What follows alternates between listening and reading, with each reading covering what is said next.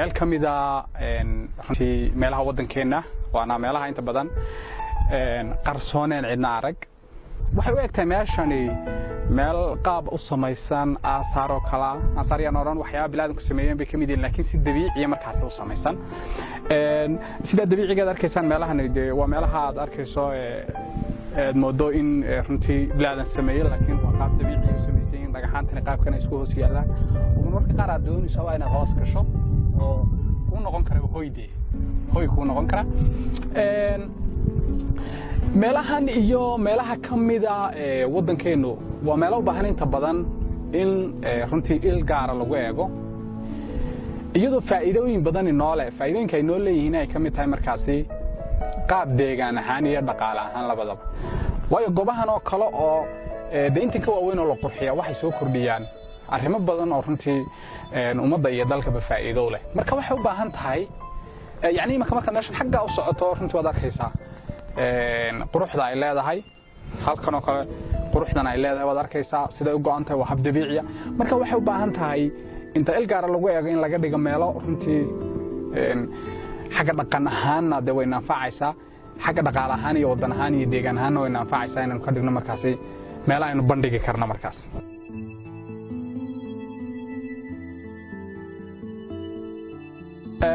markaad eegto waxaan doonaynaa halkan marka inaan si ugu yar wareegno waa runtii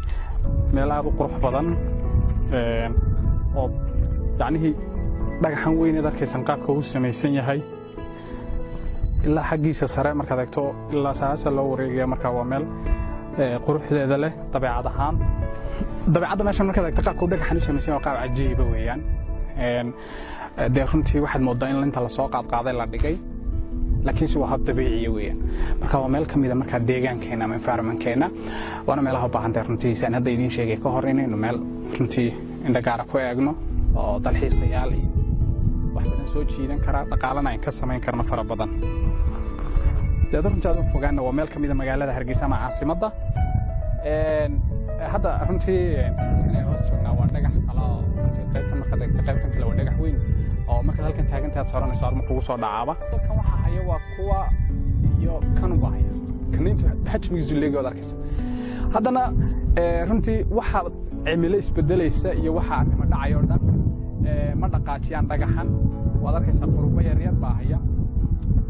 wuxuuna ka mid yahay markaasi habka ay dabeecadaas u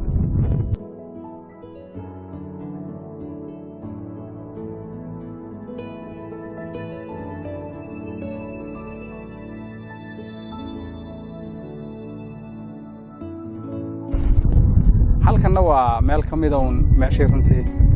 aynu hadda imaka maraynay markaad eegto dhagaxna waa dhagax kamid ah oo arkaysaana dhagaxna waa dhagaxa madow waxa runtii aan aad uga xumaaday markan halkan runtii dhagaxan dul dhigay walada dhagaxa jibisa isku dayday inay dhagaxan markaasi inay qorto yani ka dhigto markaasi dhagax wax lagu dhiso marka dhagaxan weynidiisa iyo xajmigiisa runtii ayaa loogu talagalay markaasi dadka isticmaalaya inay ka dhigaan dhisi karo waxa dhismaha loo isticmaali karaa macnaheedu laakiin si wada arkaysaano way noqon waayay